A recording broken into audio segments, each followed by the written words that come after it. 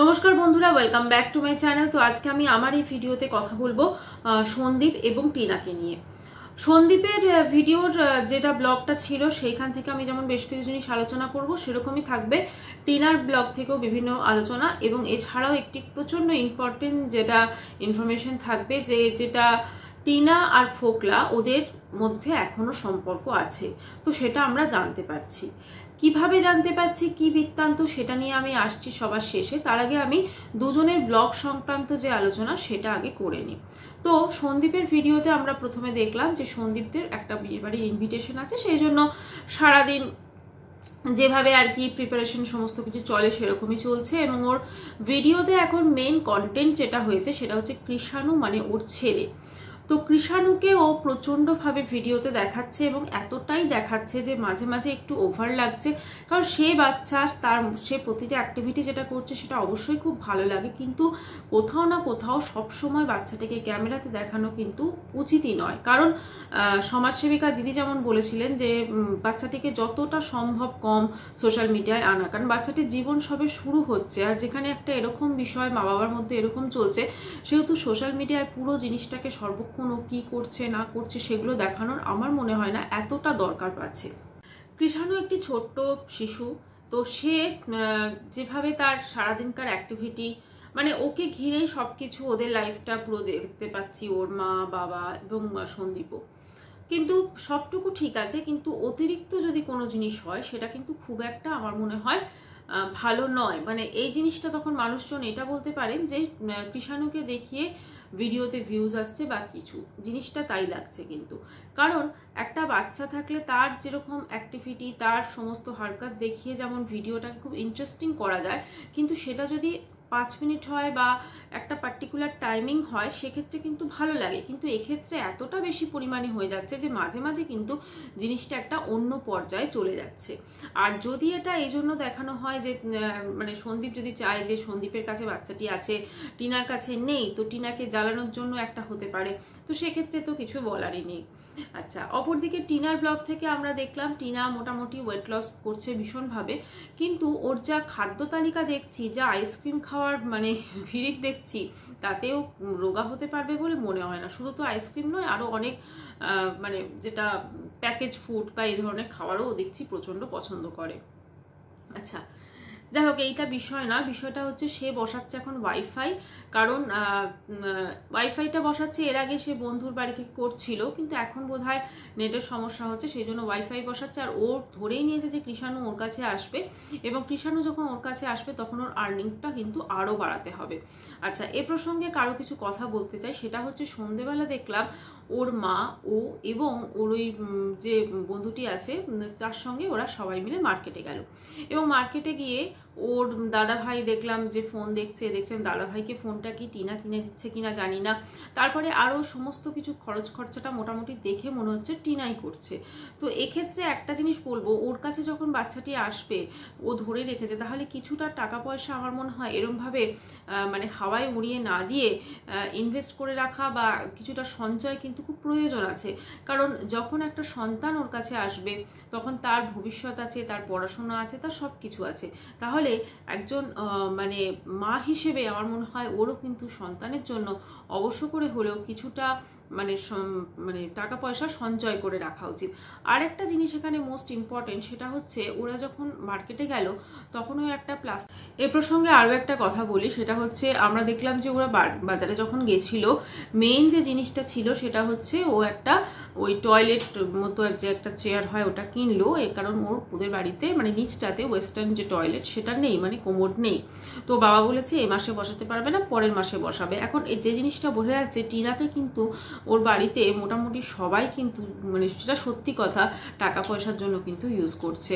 মানে টিনা হয়ে গেছে ওদের কাছে চলতা ফিরতা একটা এটিএম মেশিন, এবং সেখান থেকে যে যখন যেমন পাচ্ছে, কারুর ফোন, কারুর এই কারুর সেই, সেগুলো কিন্তু তারা মানে খরচ করিয়ে নিচ্ছে, সোজা কথা। এখন এগুলো নিয়ে কিছুই বলার নেই, কারণ এগুলো। এবারে আসবো আজকের ভিডিওর মোস্ট ইম্পর্টেন্ট যে জায়গাটা, সেটা হচ্ছে টিনার সঙ্গে তার যে বয়ফ্রেন্ড ফোকলা, সেটা সম্পর্ক আছে, এবং তা মানে তারা একই সঙ্গে টাকিতে ঘুরে ফিরে বেড়াচ্ছে। তো এই সংক্রান্ত বেশ কিছু ইনফরমেশন আমাদের কাছে এসেছে, এবং ইনফরমেশনটা কে দিয়েছে? না দেন আমাদের সন্দীপের পাতানো দিদি।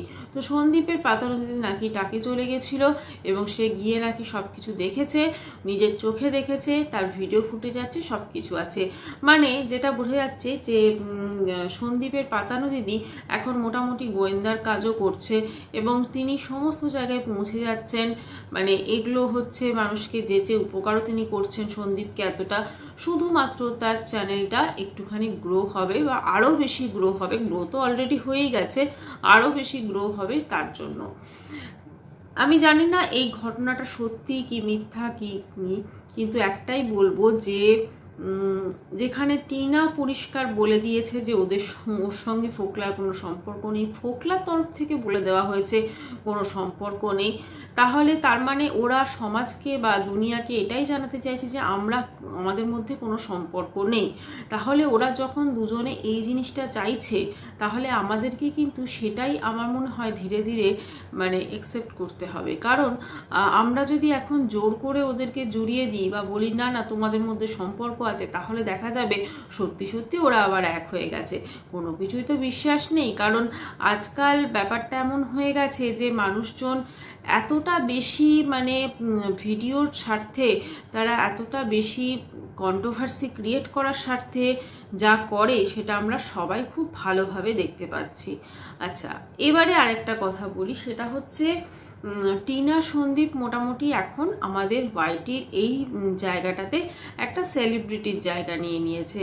এর আগে ম্যান্ডি স্যান্ডিকে দেখেছি, আমরা রিমি প্রীতমকেও দেখছি, কিন্তু এদের স্থানটা কিন্তু এখন এমন হয়ে গেছে যে এরা যদি এক হয়ে যায় বাই চান্স, তখন এদেরও যেমন ক্ষতি হবে, ভিডিওর মানে ব্লগে ভিউজ আসবে না।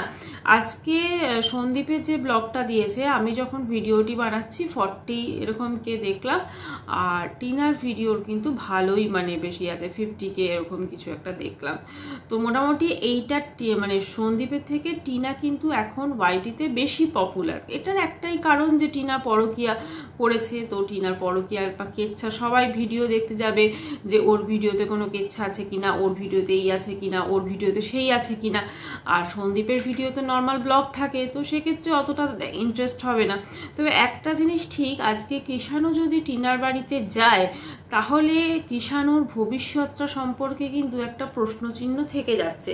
হ্যাঁ, মা থেকে হয়তো সন্তানকে দূরে করা যায় না, কিন্তু সত্যি কথা বলতে কি মানে সন্দীপের কাছে কৃষাণু যেমন মানুষ হচ্ছে, যে ওর নিজের বাড়ি যেভাবে মানুষ হচ্ছে, যে স্বাচ্ছন্দ্যের সঙ্গে মানুষ হচ্ছে, সেইভাবে কিন্তু টিনার বাড়িতে ওর হওয়াটা কিন্তু মুশকিল আছে। কারণ টিনার বাড়িটা কিন্তু কোনো রকম কালচার নেই, কোনো কিছু নেই, জাস্ট সেখানে সবাই ওই যেমন টাকা পয়সা আসছে সেটাকে হাওয়ায় উড়িয়ে দাও, এরকম একটা ব্যাপার, খরচ করে দাও একবারে। কখনো ফোন কেনো, কখনো খাবার জিনিস কেনো দামি দামি, কখনো এই কেনো সেই কেনো, মানে এইভাবে টোটাল চলছে। এদের কোনো ভবিষ্যৎ পরিকল্পনা নেই। এরা মানে কি বলবো, যে যা খুশি তাই করছে। কখনো দেখছি যে ওর বাবা মা মিলে এই পথ যদি না শেষ হয় গান গেয়ে রিলস বানাচ্ছে, সেগুলো ওয়াইটিতে ছাড়তে, এরকম প্রচুর প্রচুর জিনিস আমরা দেখছি, যেগুলো কিন্তু আমরা সন্দীপদের ফ্যামিলিতে দেখি না। সন্দীপদের ফ্যামিলি একটা নর্মাল ফ্যামিলির মতো অ্যাটলিস্ট দেখতে লাগে। হ্যাঁ, অবশ্যই সন্দীপ পুরোপুরিভাবে পারফেক্ট নয়, কারণ ওরও বেশ কিছু গাফিলতি আছে, যেমন ছেলেটাকে প্রচণ্ড পরিমাণে ছেলেটাকে দেখাচ্ছে, তারপরে সমস্ত কিছু টোন কেটে কেটে টিনাকে উদ্দেশ্য করে অনেক সময় বলে, বা এখন এসি আছে সেটাকে বারবার করে ভিডিওতে বলছে। মানে টিনাদের বাড়িতে যেহেতু এসি নেই, তো যখন কৃষাণু ওদের বাড়িতে যাবে ওর কি কি সমস্যা হবে, তো এই ধরনের জিনিসপত্র বলে যাচ্ছে। মোটামুটি একটা জিনিস তো ঠিক যে এরা দুপক্ষই এখন দুজনের শত্রু হয়ে গেছে। এখন মুশকিল হয়েছে ছেলেটাকে নিয়ে, এত সুন্দর একটা হাসি খুশি সুন্দর কিউট একটা ছেলে, মানে সন্তান শিশু, তো তার ভবিষ্যৎটা এখন প্রশ্নচিহ্নের মুখে পড়ে গেছে। সমস্ত কিছু যদি বিচার করে দেখা যায়, সেটা অবশ্যই টিনার পাওয়া উচিত, কাস্টাডিটা, কিন্তু টিনা যে কর্মকাণ্ড ঘটিয়ে রেখেছে সেটাতেও কৃষাণুর কাস্টাডি কতটা পাবে সে বিষয়ে ঘোরতর সন্দেহ আছে। আর এবারে একটাই কথা বলবো যে মানে টিনা আর ওর বয়ফ্রেন্ড টাকিতে ছিল কি ছিল না সেটা আমরা কেউ দেখিনি, সেটা দেখেছে ওয়ান অ্যান্ড অনলি সন্দীপের পাতানো দিদি, এবং তিনি বলেছেন যে তার কাছে সমস্ত কিছু প্রমাণ আছে। তো সেটাও আমরা তার জন্য ওয়েট করব ফিউচারে সেই প্রমাণটা দেখার জন্য। তো বন্ধুরা, আমি আজকে আমার ভিডিওটা এখানেই শেষ করছি। দেখা করছি কালকে আবার নতুন একটা সুন্দর ইন্টারেস্টিং ভিডিওর সঙ্গে। ততক্ষণের জন্য সবাই খুব ভালো থাকবেন, বাই। আর যদি সম্ভব হয় আজকেও আরেকটা ভিডিও আসতে পারে, তো যখনই আসুক নেক্সট ভিডিওতে আবার দেখা করছে, বাই।